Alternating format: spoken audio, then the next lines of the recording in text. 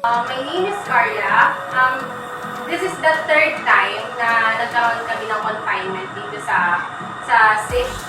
And bakit dito kami umulit magpa-confine? Kasi the first time na na-confine ako dito, talagang yung medical needs na kailangan ko, that time, since emergency siya, nagawa nila ng tama. And yung medical workers na nag-work dito, wala kang masasabi kasi lahat sila bukod sa mga sobrang professional, hindi ka nila pababayaan. Like, kung halimbawa, meron mang emergency, talagang alam mo yun, pag pumunta ka dito, na-assist ka agad. And to say that this is the third time, ibig sabihin, quality talaga yung nakuha namin na assistance.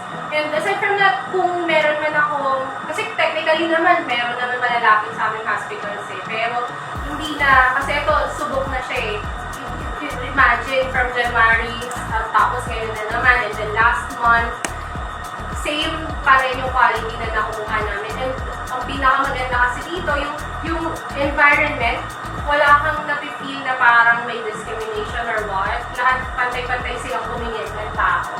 So yun, i-recommend ko talaga siya. Actually, many friends na nagtatanong sa akin kung saan ako confine yung anak ko, and the time na nakunan ako, saan ako na-confine. Sinabi ko na dito.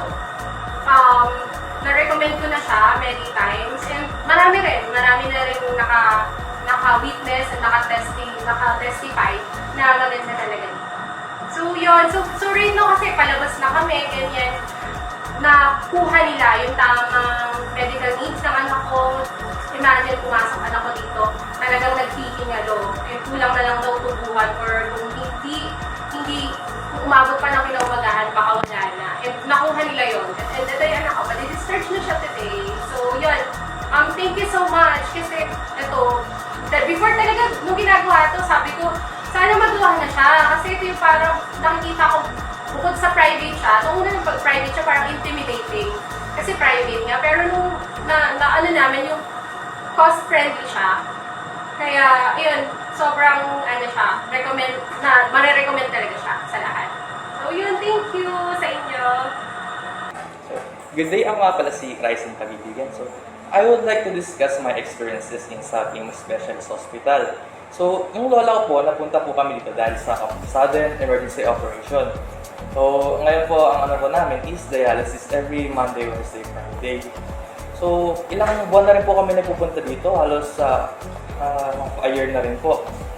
So, ang ano ko sa experience dito, napakabait po na staff. Ganda po na facility nila. Saka yung area po nila napakaganda. Since may mga malls po near dito, like Beauty Mall and Pure Gold.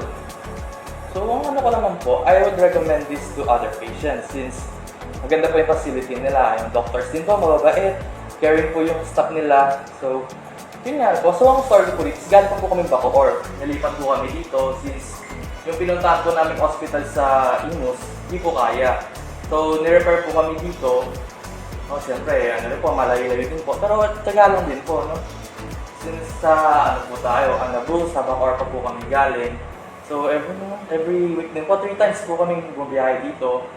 Mahirap din, pero ang ganda naman po na experiences namin dito. Since napakaganda po.